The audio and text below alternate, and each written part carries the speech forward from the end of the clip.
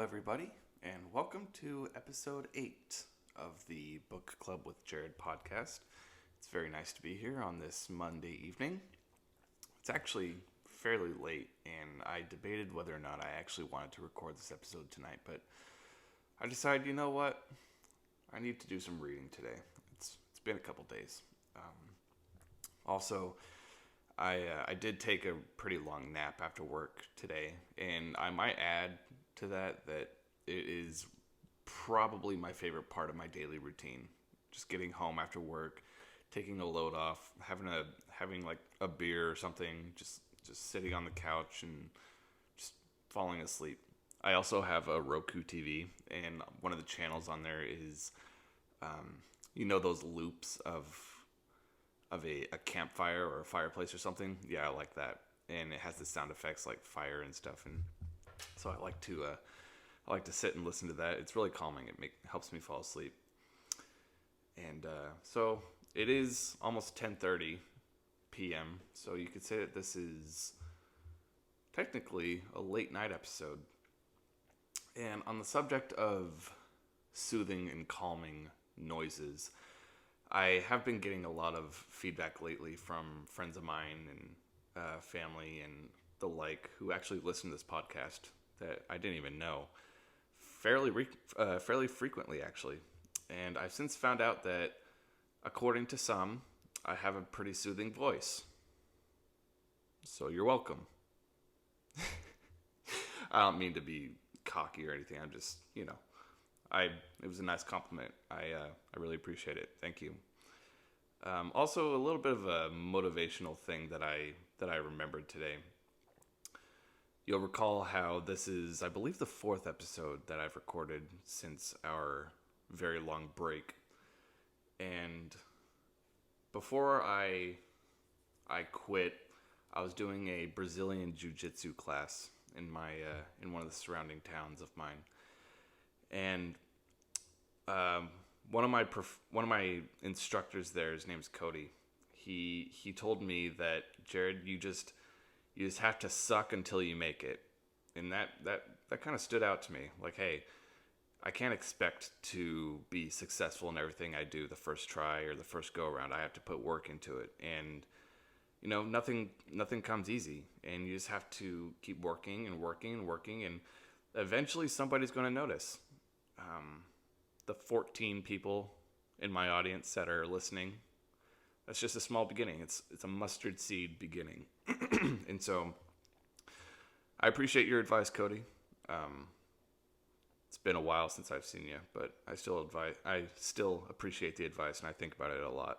It drives me some days to pursue things that I wouldn't otherwise because of instant success. Anyway, I don't mean to be a downer or anything, so we can sort of use that to transition into the theme of the day. Just like last time, today is once again a very tall glass of milk. That's actually funny because I believe I'm lactose intolerant. I mean, I used to be, and I don't know if lactose intolerance is something that you can necessarily grow out of, but that doesn't stop me one bit. Dairy is probably my second favorite food group behind red meat, or just meat in general, and I do not think I could live without it.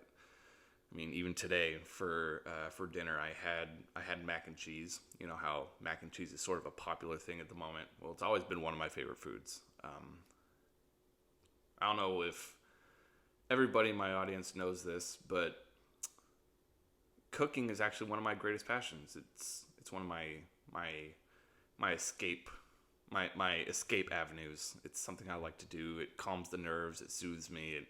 And it feeds me. What other hobby is there that you can say, hey, I'm getting food out of this? Well, I'm sure there's probably something out there, but food is important, and cooking directly feeds my my need for food, pun intended.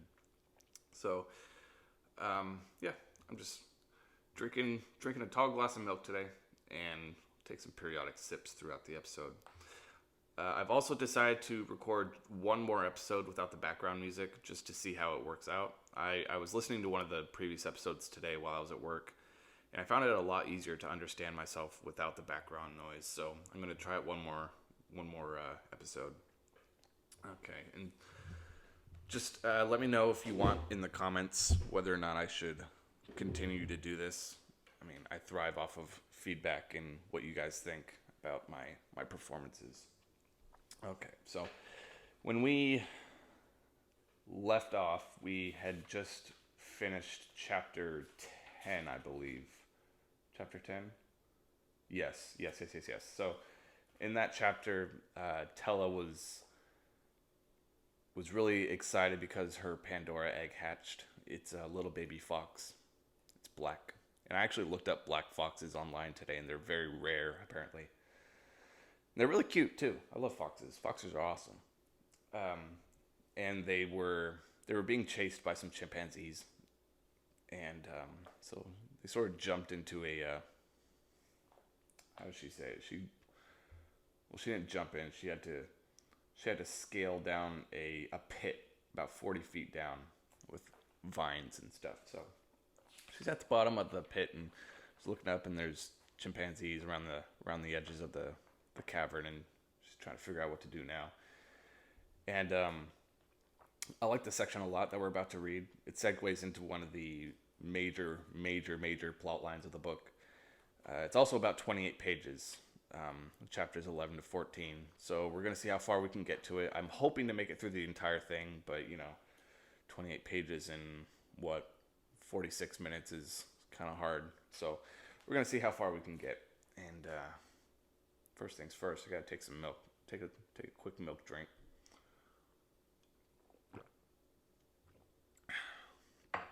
And so we're going to start with chapter 11, which is a pretty long chapter in and of itself. Well, actually, you know what? It's about 10 pages, so we'll definitely get through this one, and probably the second one. So, without further ado, I think I will just jump right into it and get started. Okay. Chapter 11. For a long time, I didn't move. I can't.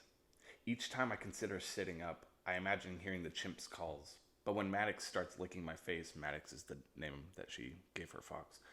But when Maddox starts licking my face, I know I have to keep going. This is a race, and I can't stay down here forever. As I pull myself up, I feel wetness on my back. For a fleeting moment, I'm terrified that it's blood. But when I search further, I realize it's only water. Maddox scurries beneath me and drinks from the narrow stream. I suddenly realize I'm incredibly thirsty, and before I can wonder what kinds of terrible things call this stream home, I get down on my hands and knees and drink. The water is cool and tastes like nothing I've ever experienced before.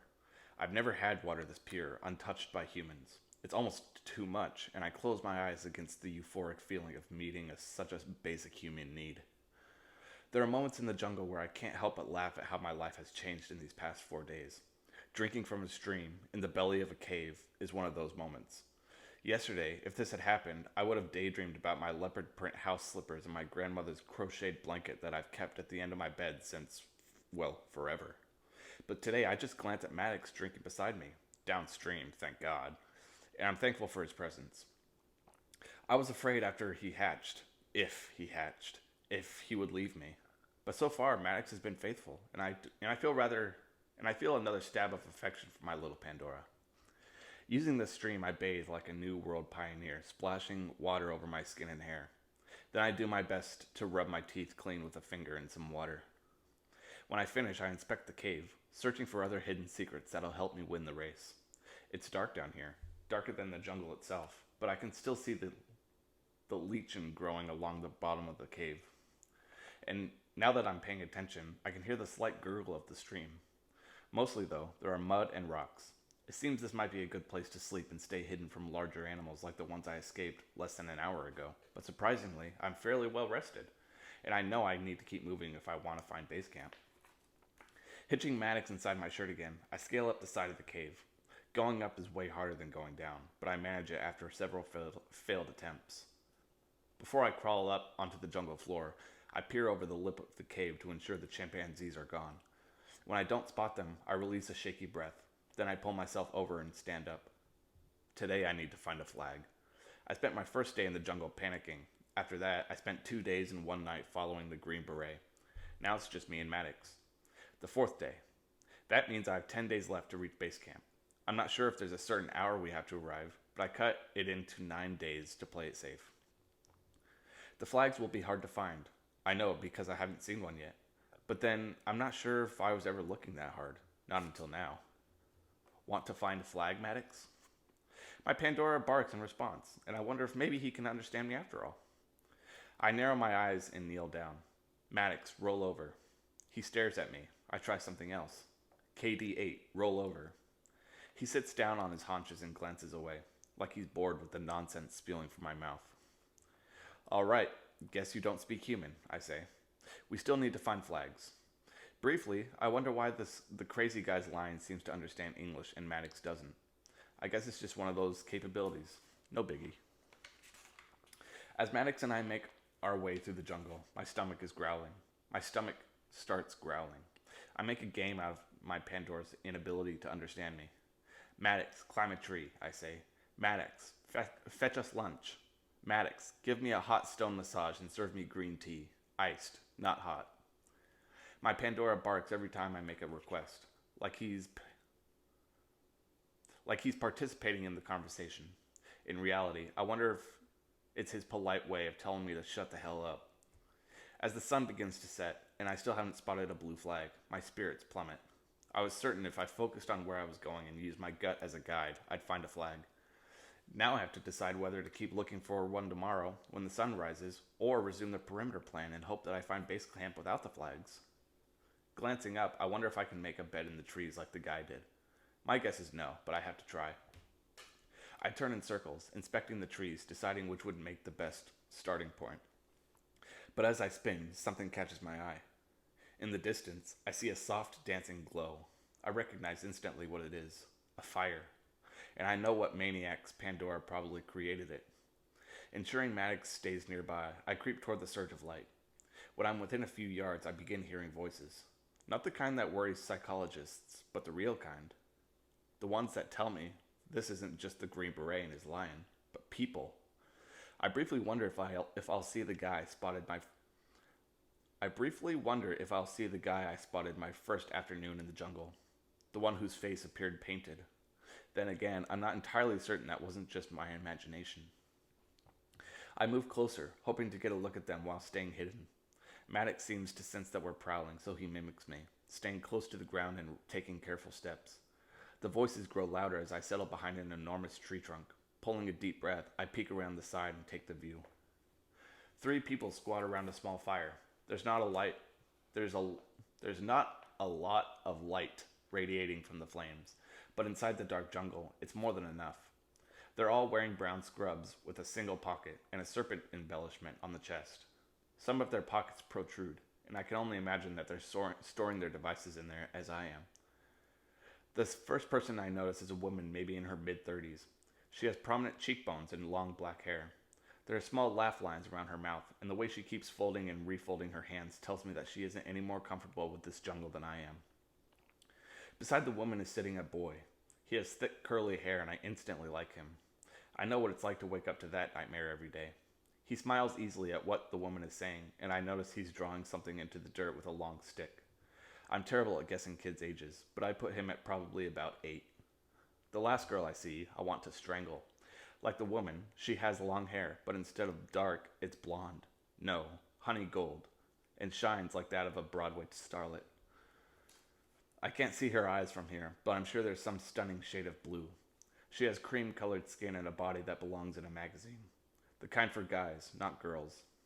I hate her with everything I have as she laughs her perfect laugh and tosses her perfect hair and crosses her to die for her legs.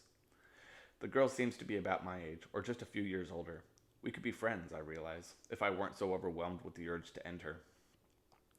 My legs ache from bending down, and when I stand to relieve them, Goldilocks glances over. I freeze as she gets up and walks toward me and Maddox. The woman starts to stand too, but the blonde holds out a hand to stop her. Her eyes narrow as she searches the area. Then she glances directly at me. Green eyes, not blue. The girl motions for me to come out. I see you, contender. Identify yourself or I'll send my Pandora after you. Inspecting their campsite, I don't see her Pandora, or any Pandora really. I contemplate coming out like she asked. From what I can tell, none of them carry weapons, and I'm sure that I can flee if the need arises. Picking up Maddox, I stroll out from behind the tree trunk. Hey, is all I can think to say. Goldilocks tilts her head at me. Who are you? My name's Tella Holloway, I answer. She seems to be waiting for something else, so I add, I'm a contender.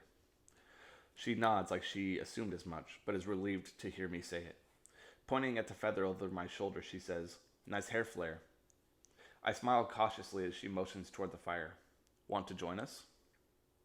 I can't help the spike of excitement in my chest. For 4 days I've had no one to talk to except a mute fox. God love him. And now this girl, who I'm hating less, is offering her company. Yeah, I say, setting Maddox down and moving toward the fire. Thanks.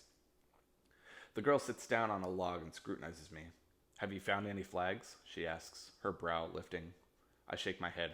No. You?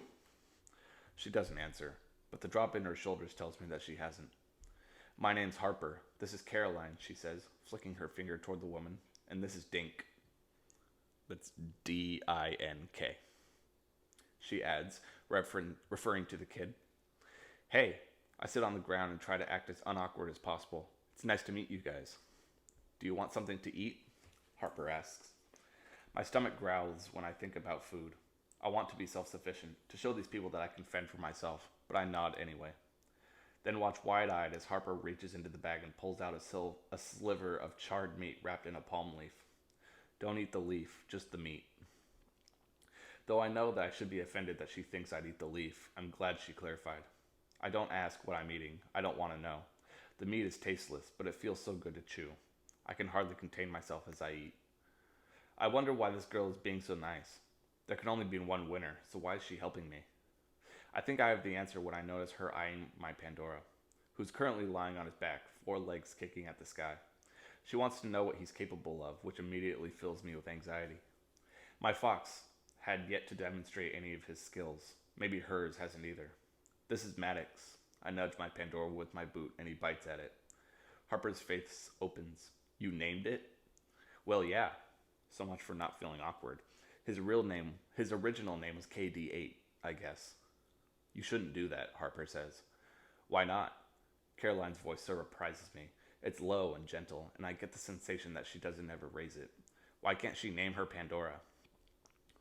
Harper bristles. It's not right. They're here to help us survive, not be our pets. Caroline presses her lips together. It seems she disagrees, but doesn't want to push the issue. What's up with its eyes? Harper asks suddenly. They're trippy looking. I glance at Maddox's electric green eyes. It's something I'd assume all Pandoras had. A natural eye color. Instead of waiting for an answer, Harper asks another question. When did it hatch? Last night, I say. Then to emphasize I'm my own person, I add, Maddox hatched last night. Harper looks confused. Hasn't grown much, huh? I glance at the baby fox. Had he grown at all? I didn't think so. Shaking my head, I ask, did yours grow? She laughs. It's a short burst of sound. From the second it hatched, it wouldn't stop growing. But I think it's done now. She looks at Maddox. I can tell she thinks my Pandora's a dud. It's decent that she doesn't voice the thought, but a knot of fear still twists my stomach. Is there something wrong with Maddox? Speaking of, where is my Pandora, Harper says, interrupting my slide into hysteria. Excuse me. It should be back by now. She stands and places her 2 pointer fingers in her mouth. Across from her, the young boy, Dink, plugs his ears. Seconds later, I learn why. A sharp whistle sounds from Harper's mouth. Maddox jumps up, startled. I pull him into my arms and wait for whatever Harper called to show. There are a few seconds of silence, in which my ears ring. Then I hear a whooshing sound. Something flashes across my line of vision, and moments later, an enormous bird lands on Harper's outstretched arm.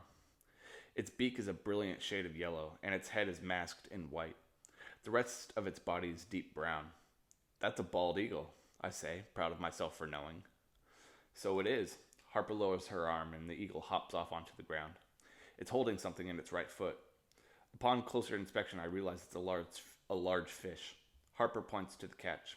Clean it so we can cook it over the fire. The eagle drops the fish and slices it open with razor-sharp talons. Then it proceeds to rip out pink, fleshly, sorry. Then it proceeds to rip out pink, fleshy entrails with its beak. I might be disgusted if I weren't so happy that Harper's Pandora knows how to scavenge food. No wonder the others travel with her. What is its name? I ask. RX-13. She taps its head once. Hatched less than an hour after the race started. Harper holds out her hand to Dink, and he offers her the stick he's been drawing with. She appears the cleaned fish and holds it over the fire, smiling. You should see the things she can do. So much for my theory that her Pandora hasn't displayed any capabilities. I want to ask her exactly what RX-13's skills are, but I'd rather not admit Maddox hasn't shown any himself. My Pandora is struggling against me. I'm not sure whether it's to run from the eagle or check her out. I decide to take a chance and put him down. I'll have to at some point, I reason. As soon as he's on the ground, he races toward the oversized bird and barks. I can't help wondering why both M4 and RX-13 understand their contenders, but Maddox doesn't understand me. I refuse to believe that anything is wrong with my Pandora, and even if there were, I wouldn't care. He's mine, and I'll never be sorry that I was the one who got him. I watch my Pandora try to make friends with the bird. He barks and pushes down on his front legs, asking her to play. In response, RX-13 sweeps a wing back and knocks him across the campsite. He squeals and runs toward me. The bird chases after him, half flying, half jumping, and snaps at his tail. An overwhelming need to protect my Pandora slams into me as I scoop Maddox up and glare at the bird. Harper doesn't seem to notice what's happened. She's too busy cooking the fish. Maddox lays his head against my shoulder, and I keep an eye on RX-13, who looks as if she'd like nothing better than to clean him too. When I realize Dink is eyeing Maddox, I say, "Want to hold him?" The boy looks at Caroline, and when she nods, he does too. I walk around the fire, wondering how they got it, and started with all this damp wood, and place Maddox in his arms. The black fox reaches up to lick the boy's chin, and the boy giggles. Thinking I should say something to Caroline, I ask, "Is he yours?" A strange expression shadows her face, but it quickly vanishes. She offers me a warm smile. "No, we're just traveling together." I rock back on my heels and smell the scent of fish cooking. "Is your Pandora hunting too?" I ask, trying to keep the conversation rolling. Caroline looks at Dink, then shakes her head. "We lost our Pandoras early on. Mine died after a day, and his never hatched. Isn't that right, Dink?" The boy nods and continues playing with Maddox. I wonder if his name is really Dink. Maybe he gave himself a new identity at the start of the race. Seems like something an 8-year-old would do. The woman on the device never mentioned if we had to cross the finish line with our Pandoras alive, so I guess we don't. But I can't imagine doing this without Maddox. "So all of you travel together?" Caroline shrugs, until we near the end. I smile. I thought about doing that, finding others to partner with along the way. And so you did," Harper says from behind me. Her voice is teasing, and she grins when I glare at her. When she turns her attention back on the fish, pulling it from the flames, she lays it along a flat rock and instructs RX-13 to slice it into 6 pieces. I'm wondering why we need six pieces when 2 more people appear from the brush. That's chapter 11. So, in this chapter, Tella makes it out of the pit that she jumped into, and she's basically trying to get to know her fox and trying to figure out what its abilities are. And she has since stumbled into the company of 6 other contenders, and she's trying to get them all figured out. One of them, her name's Harper. She has a Pandora that's a big bald eagle, which is awesome. And the other, Caroline, is a mystery that isn't solved until the 2nd book. So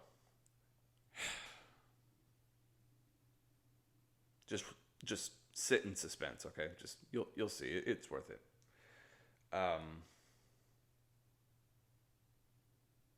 Tella's fox hasn't displayed any special abilities yet, but Harper's bird, We don't know what it is either, but I think we find out in the next chapter or two. It's also pretty cool.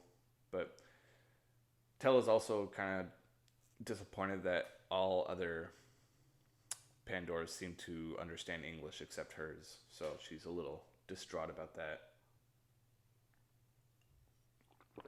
And we're about to find out what her Pandora can do, and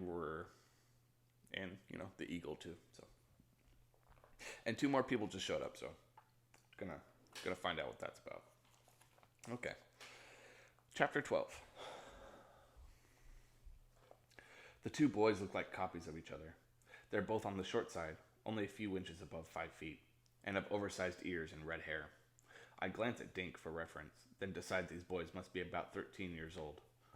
One carries a spear in his hand, and the other is holding something above his head and waving it around. A collective gasp springs from the group when we realize what he has. A bright blue flag. "I found it," the boy holding the flag cries. The twin next to him jabs an elbow into his side. "We found it." Whatever, same difference. Harper crosses the campsite in a flash and holds out her hand. The boy lays it in her palm and mock bows as if she's their queen. "Where did you find it?" she asks. "Not far from here. We can show you." Harper turns and inspects the flag in the fire's light. I can see it clear this way, and I notice the flag isn't really shaped like a flag at all. It's more of a long and narrow strip of cloth. Harper grins and wraps it around her hand. Then she unwraps it and hands it back to the boys. "Show me tomorrow," she says. "Tonight we sleep." We can wear it, right?" one of the boys asks Harper. "Split it," she answers. I'm not sure what they're talking about until I see one of them tearing the fabric lengthwise. They each take a piece of the blue flag and tie it around their upper arms. Then they dance around the fire. So that's why people remove the flags, to wear them as trophies. "Have you seen anyone else wearing the flags?" I ask. The boys stop dancing and look at me. "Who's this?" they ask together. "Her name's Tella," Harper answers for me. "She's a contender. She wants to travel with us." Though I never actually said that, she's right. I'd rather be with a group than go at this race alone anymore. "It's nice to meet you," I say. "You haven't met us," one says. "Not yet," the other finishes. "I'm Levi," the boy with the spear announces. He elbows He elbows his twin. "And this is my brother, Dick." "Yeah, my name's not Dick, it's Ransom." I laugh and the two boys seem pleased. "Want to meet our Pandoras?" Ransom asks. Though I'm not sure I can handle any more strange animals tonight, I say, "Sure, bring 'em on." "Yep, yeah." Levi jabs his spear into the air while Ransom walks to the edge of the bush and calls out. It isn't long before the vines rustle and 2 Pandoras stroll toward us, one after the other. The first is the largest raccoon I've ever seen. Its eyes are cloaked in black, and its tail is striped black and white. The rest of its fur is gray. Its whiskers twitch, and it hurries towards Ransom. "This is DN99, Ransom says, bending down to run his hand over the raccoon's back. "He's hella cool." Behind the raccoon is a much larger animal. It's built like a huge deer, but has great curling horns above its eyes. A ram, I realize. Levi steps forward, and this is G6, and he's cooler than DN99. "You wish," Ransom says. "Where's your Pandora?" Levi asks me. Almost as if the other Pandoras are responding to the question, they move toward Maddox. The raccoon, DN99, reaches up on Dink's legs and sniffs Maddox. The ram looms over all of them and presses his muzzle closer. I'm hoping these Pandoras are nicer than RX-13. In case they aren't, I start to stand. "Is it still a baby?" Levi asks. "We've been over that already." Harper's tone says not to bring it up again, and I'm thankful that she's ended the subject. "Can I set him down?" Dink asks me. It's the first time he's spoken. His voice is rougher than I'd imagined. "I'm not sure. I don't know if..."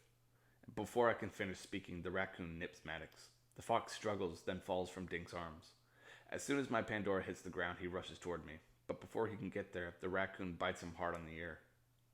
Not wanting to miss out on the bullying, G6 attempts to slam the fox with his horn. I hear Dink screaming as I reach my fox and hoist him up. I dare these animals to get through me. "It's okay," I tell Dink, who's crying now. "You didn't do anything wrong."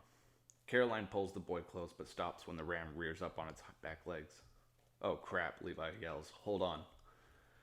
The ram slams his horns into the ground and the earth trembles beneath us. It's like a small earthquake ruptures the jungle. Trees shake, leaves fall in a shower, and the place where he hit splits open and groans. I try to hold on to Maddox, but the ground won't stop rocking. My Pandora tumbles from my arms and hits the dirt hard. On one side of the fire is the ram, and on the other side is the raccoon. Maddox chooses to run toward the raccoon. The ram races after him, and when Maddox gets within a few inches of the raccoon, sharp spikes burst from the gray fur and pierce my Pandora. No! I scream as Maddox yelps. Ransom and Levi bark orders for their Pandoras to stop. Immediately they do, but now the eagle, RX-13, is swooping in from the trees, talons stretched toward Maddox. I get there first, pulling Maddox up with my left arm, and when the eagle gets close enough, I swing a right hook and collide with the bird. She slams into the ground and slides for several feet. I'm waiting for Harper to jump me, but she doesn't. Her eyes are big with approval. Nice hit. I'm having trouble catching my breath, but I still find a way to yell. Nice hit? That's what you have to say? Why are your Pandoras intent on killing mine off? What's wrong with them? Harper shrugs. Never seen it happen. I look at the twins, and they shrug too. Ransom tugs on his enormous earlobe. Maybe they smell something on him. What could they smell? I ask. His forehead scrunches. I don't know. What did you do today? What did I do today? I got eaten by ants and attacked by King Kong. I don't answer. Instead, I watch as the eagle flies back up into the trees, and the ram and raccoon settle down. Inspecting Maddox, I don't see any permanent damage, but he still whimpers in my arms. I don't know what's normal with Pandoras, but I can't travel with these people if I'm constantly worried about his safety. As if Harper can read my mind, she walks over and offers me a piece of fish. It's okay. We'll watch them from now on. She turns to the twins. Right? They mumble a response, deep down, drop down, and sit cross-legged. I'm not sure I believe them, but I'm happy that Harper addressed what happened.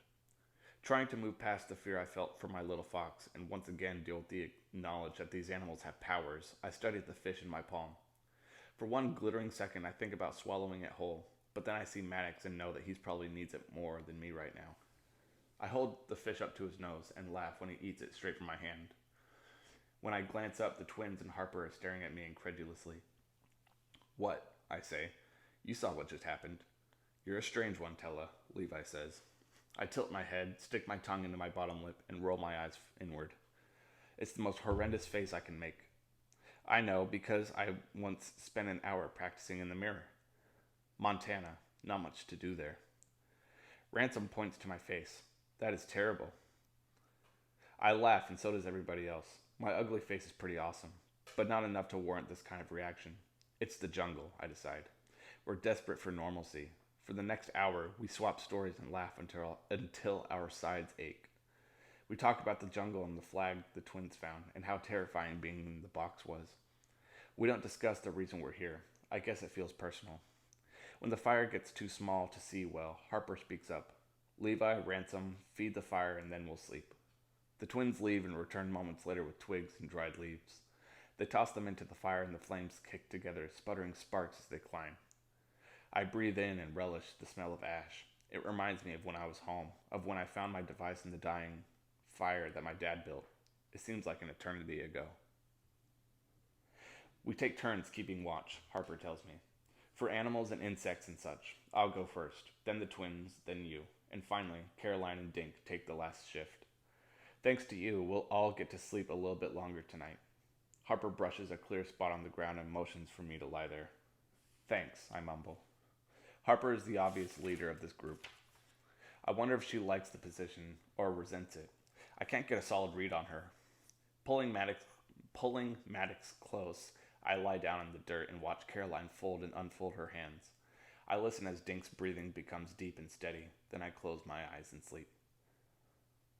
When Ransom wakes me a few hours later, the first thing I do is look for Maddox. He's there, sleeping along my arm, his head lying across my wrist. It's your turn, Ransom whispers. Behind him, Levi is already settling along the ground. Can you stay awake? Yes, I say quickly. I want these people to know that I'm more than willing to do my part. Pulling myself up, I breathe in the smell of wet soil and smooth my hair. It still shocks me to feel so little of it there. Ransom lies down close to his brother, and only a few moments later I hear the twins snoring. I feel alone again. I know I could wake any of them if I need to, but somehow it isn't enough. When I was by myself in the jungle, I thought constantly of staying alive. But now that I'm among others, I feel the weight of survival has been lifted, and loneliness for my family fills its place. I run my fingers along my feather and think of Mom, of what she's doing now, and if she wonders where I am, or if she knows. I look at the contenders and notice that their pandoras are sleeping close by. The ram and raccoon rest a few feet from the twins, and the eagle stands near Harper, eyes closed. I narrow my own eyes and notice Harper's hand is resting over RX-13's feet. A smile finds its way to my lips. I suddenly wonder if Harper exaggerated her indifference toward her Pandora. She may never admit it, but there's often more truth found when we sleep than when we wake. Dad used to always say that. Pulling my knees forward, I allow my mind to drift. I think of Mom and Dad and Cody. Somehow, staring into the fire, I enter a sort of trance. But I don't know how long I stay this way, lost in my thoughts. But at some point, I snap out of it. When I look up, I notice Maddox inches from the raccoon. Maddox, I whisper, alarm lacing my voice. Get away from it. That's when I notice my Pandora's face. His normally brilliant green eyes. They're glowing. And that's the end of chapter 12. It's kind of a short chapter. I mean, basically, we just find out that Tella is traveling with people now, and they are sort of getting along. It seems that everybody's Pandora is trying to, has a bone to pick with hers, and she doesn't quite like that very much. I mean, can't really blame her. So she's trying to protect hers and make sure that it's safe and everything. So that's what's going on. What else? That's about it, actually. Apparently Maddox's eyes glow green. I've read this book a lot of times, so I know exactly what it is, but you don't. And you're about to, you'll find out in chapter 14. So let's just read chapter 13, shall we?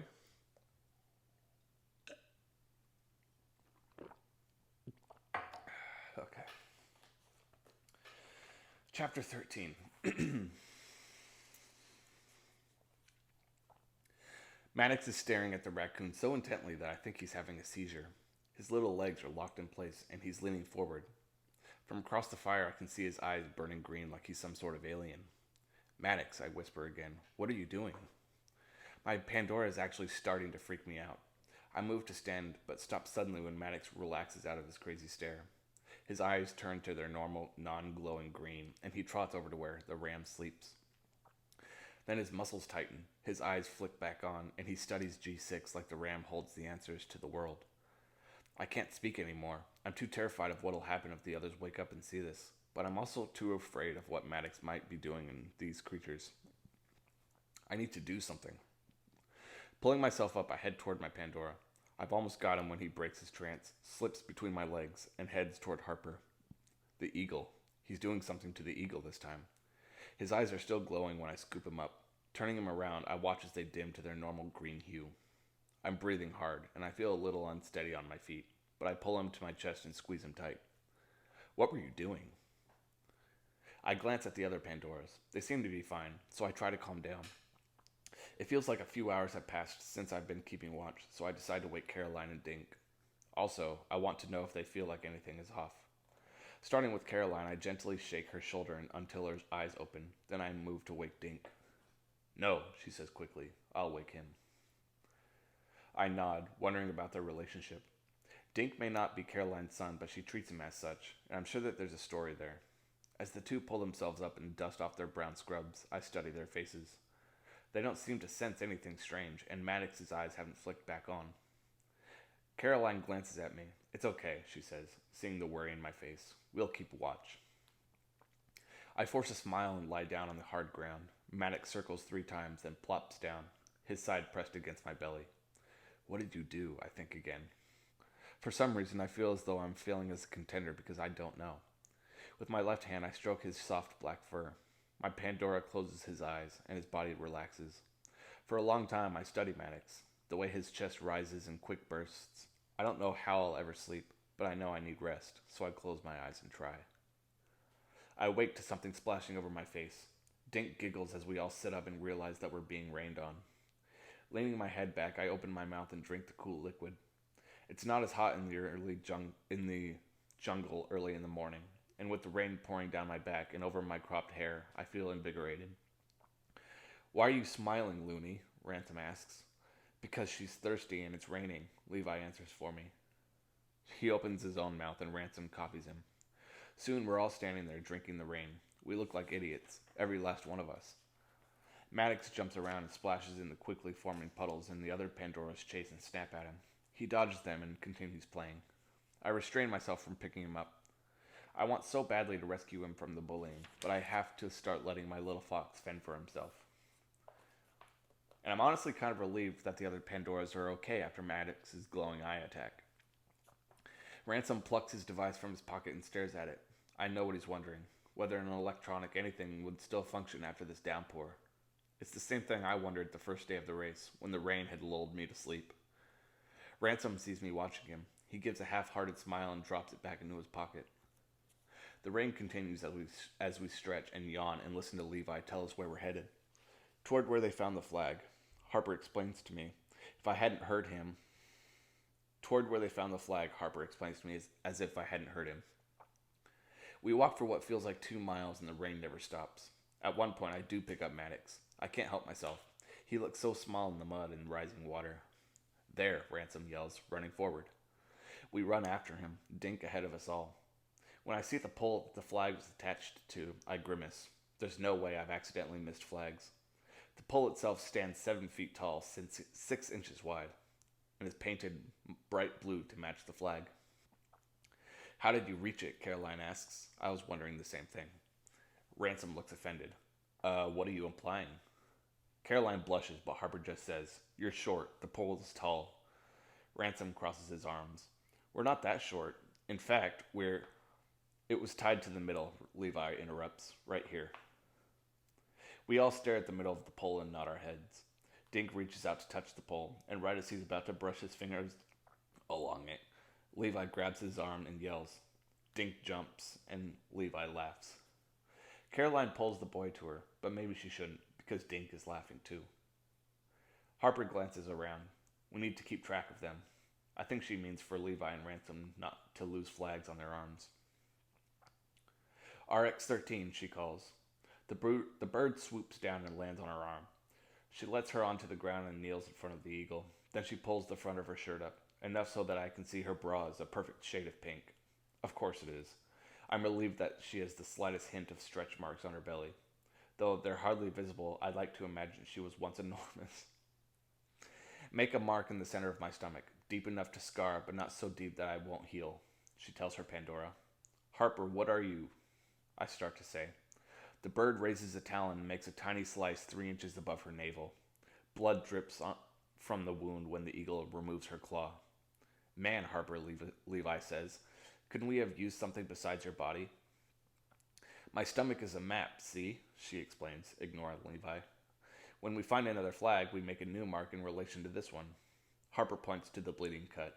It needs to always be with us, she says. But what she means is me. It needs to always be with me. Levi rolls his eyes. You're so bananas. I stare at Harper as she bunches her shirt up and presses it against the wound. What I want to know is how her Pandora knew how deep to cut. Is the bird suddenly a doctor now? Maybe Harper's lost her mind. I think, but at least she's making decisions. Let's keep moving, she says.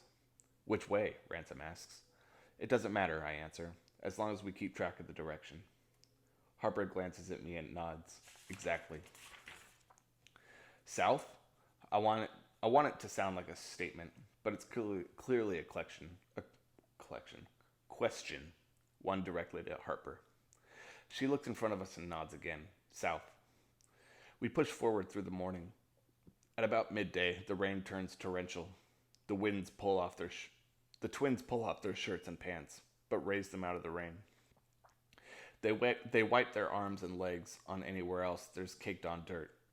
Ransom and Levi are only 13 or so, but it feels like but it feels odd seeing them in only boxers, their thin, pale bodies so exposed. I settle when Harper pulls off her own shirt and pants and tries to get the dirt out. She continues walking in her heavy boots and matching pink bra and underwear. When she sees me watching, she laughs. We'll never see these people again. She may be right, but I'm pretty sure from the way that Levi and Ransom are staring, they'll remember this forever. I decide to remove my shirt, but leave on my pants. Caroline still has her clothes on, and it makes me wonder what she's thinking. What my mom would think about me showing my goods in the middle of the jungle. I think she'd tell me to stew in my own filth. That's what I think. As I hike between towering plants, trying to pull my shirt back on, I notice something on my side. It's thin and black and slimy looking. Because it's pouring, I can't quite tell what it is, but when I touch it, I know. There's a leech on my body. Strangely, my first concern is to not let anyone else see. I just want to handle it and then have mild panic attacks for the rest of the day. Then chase it with 1,000 nightmares while I sleep. I pull my shirt the rest of the way on. Then I reach my hand up my side until I feel it. When I realize how plump it is, I almost lose the charbroiled meat in a leaf Harper gave me last night. Biting down, I dig my nails beneath it and rip outward. The leech comes away in my hand and I throw it to the ground without looking, making sure that no one is watching. I tug the side of my shirt up and glance down. There's still a piece attached to my skin. The head, perhaps. I vomit.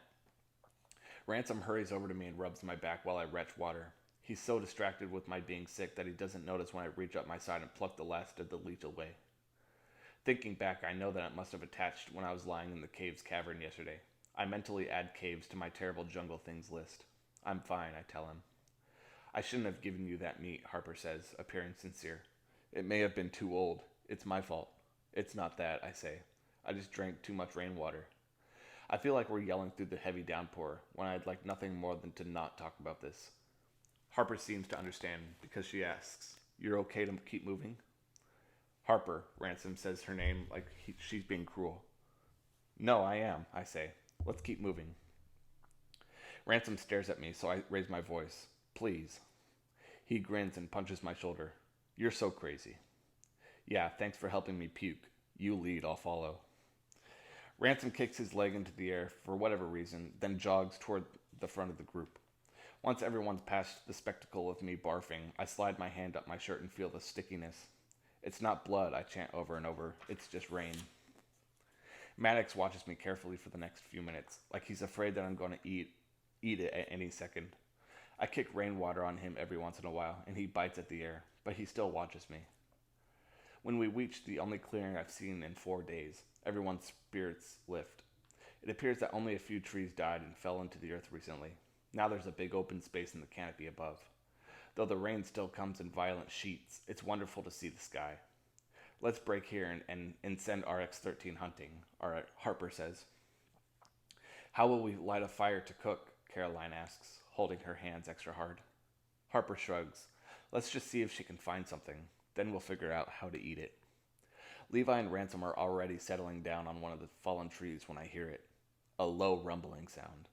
I'm about to check if anyone else had heard anything when Caroline asks, "What was that?" "Excuse me," Levi says, holding his stomach. Ransom shoves him. "Shut up, idiot. That wasn't you."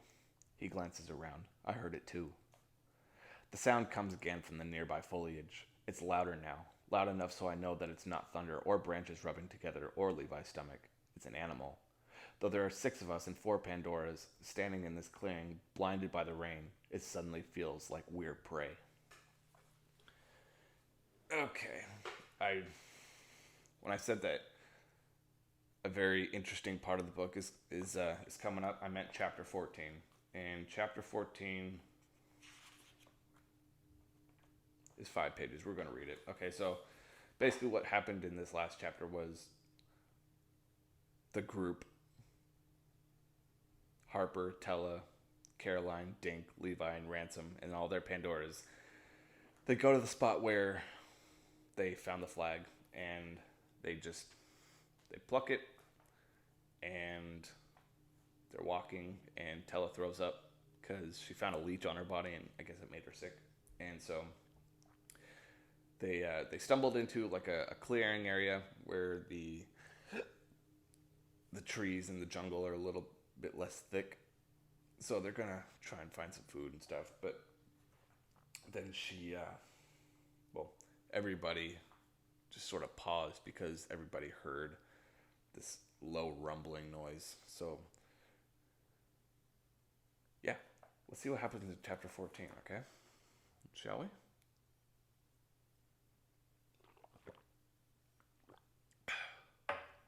Okay. Chapter 14. The ram, raccoon, and eagle pandoras seem to sense that danger is near. They circle around us and back up, pushing us closer and tighter so that we, the contenders, form a close knot in the middle. The eagle stands on the ground but snaps her wings open wide. The ram huffs sharply through its wet nostrils, and even the raccoon pulls up on its hind legs like he's readying himself for battle. Look at them, Levi says. He's talking about the pandoras. Their stances, their fearlessness of what's prowling in the dark perimeter of this jungle clearing. My heart throbs against my ribs, and I glance down to ensure that Maddox is still close to my ankle. He is. The other pandoras may have bullied him last night, but they may very well help save him today. It's probably just a jungle animal, Harper says, though she sounds unsure. We have it outnumbered. It's going to leave once it gets a good smell. I don't like what she just said, that it's smelling us. I can hear our collective breathing. Dink's sounds almost labored. Taking his hand from behind me, I squeeze, trying to reassure him that it'll be okay. The growl comes again, deep, close. And then the animal erupts from the foliage and launches forward. Caroline screams and the sound pierces my ears. I make out what's charging toward us. It's a grizzly bear. It runs on 4 legs, jaws open, black eyes set on the ram. Inside of its ear, I can see a tattoo. It reads AK-7. And let me just sort of interject a thought here. The guy's lion from before was called M4, and this big bear is called AK-7. I think it's kind of funny that the 2 apex predators in this book so far have had gun names. That's just a little tidbit that I found interesting. Anyway. Seeing the bear coming, the ram rears up on its back legs. I know what to expect this time. So I grip Dink's hand tighter and feel the other hands grab onto my arms. We brace ourselves for the ground to shake. But the hit never comes. The bear plows into the ram and the 2 roll in a heap. Somehow, the bear manages to land on top of the ram and it opens its jaws wider. As it brings its head down, I realize that the bear is going for the ram's throat. No, Levi cries. He starts to run towards Pandora, but Ransom holds his brother in place. Like Levi, I want to help, to do something, but we have no weapons, nothing to defend ourselves with. The raccoon races toward the bear, and seconds later the bear's jaws hit their mark. The raccoon jumps onto the creature's back. Spikes shoot out from the raccoon's fur and embed into the bear's brown hide, piercing the flesh below. Pulling up onto 2 legs, the rain washing over its massive body, the grizzly bear releases a blood-curdling roar. Then the bear reaches around and bats the raccoon away with its massive paw. DN-99 flies across the clearing and its spikes retract into its fur. The bear falls onto its 4 legs and turns attention on us. I brace myself for the worst, but as it moves closer, nose raised, RX-13 takes to the sky and sets her target on the bear. The eagle flies faster and faster, her talons stretched in front of her. And then she's gone. Seconds later, she reappears, her talons mere inches from the bear. They plunge into the bear's flesh, just missing the eye. The bear howls. Wow, I say. Yeah, Harper says. And though I can't see her, I can hear the enthusiasm in her voice. Invisibility. Just like with the raccoon, the bear tries to slam the eagle away, but the eagle vanishes before that can happen, only to reappear behind the bear for another attack. Rearing back, the bear swats at the eagle. Blood drips from the animal's back as it moves. The eagle tears at the bear's flesh, but eventually she gets too close, and the bear catches the bird between its claws. Now the ram is back, and behind him, the raccoon. They fight the bear like this, in rotations, for what feels like an eternity. In actuality, it's probably only a few minutes. When Dink squeezes my hand, I know what he's saying. The bear is winning. Watching the fight, I know that we don't have much time to make a plan. We must escape while the pandoras attack one another. But each time someone in our group moves, the bear charges toward us. We're the ultimate target, I realize. What are we going to do? Caroline asks through her tears. Harper shakes her head, like she can't believe our 3 pandoras are being taken down by this one. Next to my ankle, Maddox barks. It's just a small sound, but it pains me inside. If the bear gets to us, he may be the first to go. I have to do something. Before I can make a decision, my Pandora rushes forward. Maddox, I scream. I go to chase after him, but Harper grabs both my arms. You can't, Tella, she says, struggling against me. We have to get out of here. Maddox races toward the bear and stops a few feet away. He barks again. The bear stops fighting the ram and looks at the small fox. My head pounds inside my skull as Maddox's eyes flick on, burning bright green. What's he doing to it? Ransom asks, astonished. I shake my head and bite my lip. Get away from it, Maddox. Just get away from it. The bear moves toward my Pandora, transfixed by the glowing light.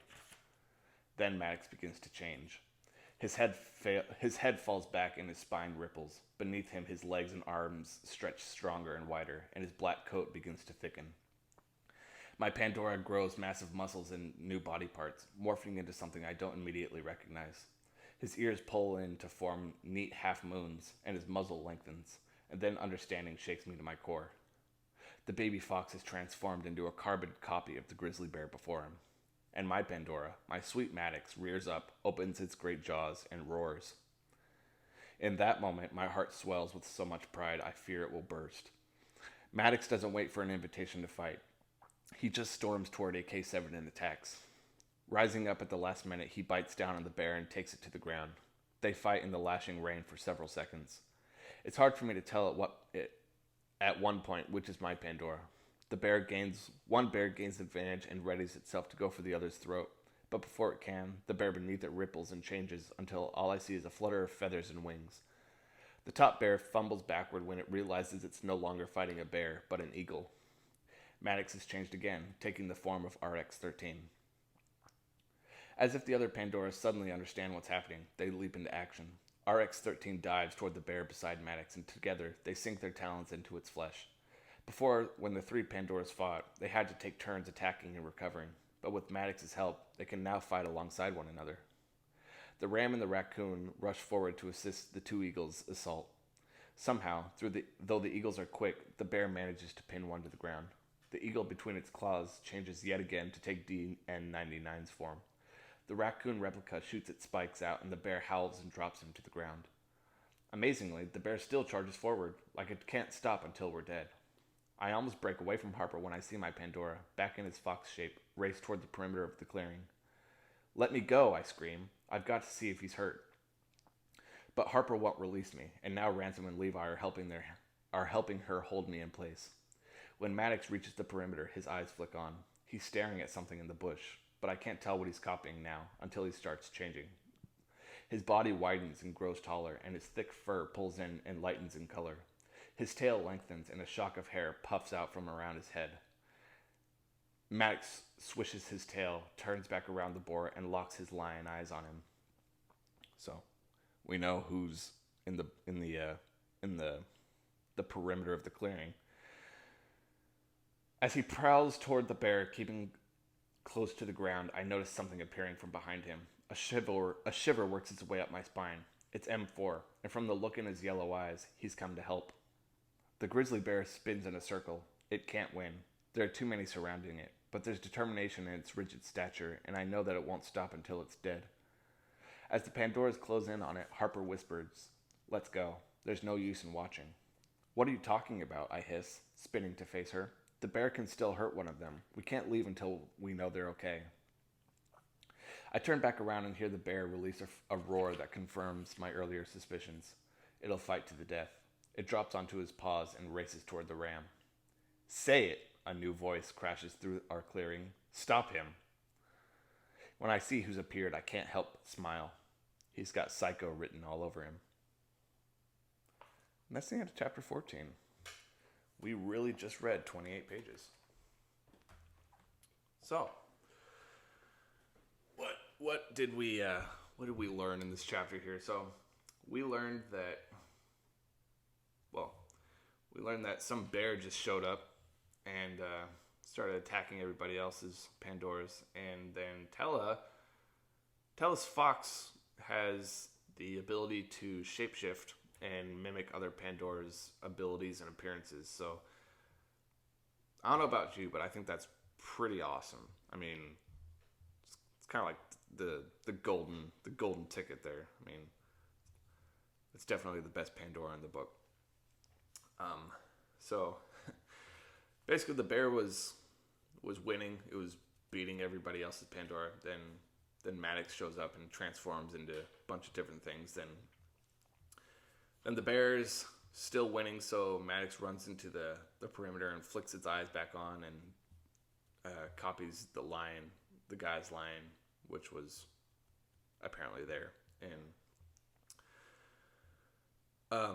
the guy and probably the main antagonist of the book are about to show up in the next chapter, and we're gonna see what happens in the next episode. I really like this section. It just jump starts everything, you know. I think that's my favorite part of. Well, no, it's not. No, that's not my favorite part. My favorite part is still yet to come. But either way, I'm enjoying reading this book a lot, and I hope that you guys are enjoying it as well as listening to me read it to you, because like I've said a million times before, reading is just a fun thing to do, and I hope that you enjoy this book as much as I am. So there's not really any announcements today, but I'm going to start the rendering of this episode tonight. It'll probably be Wednesday before I can actually get it posted, because after the rendering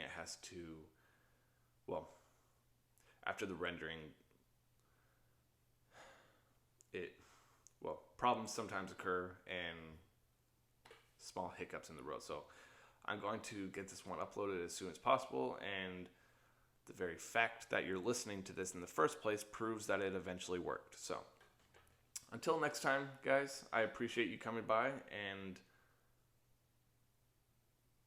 take care. Until next time. See you later, guys.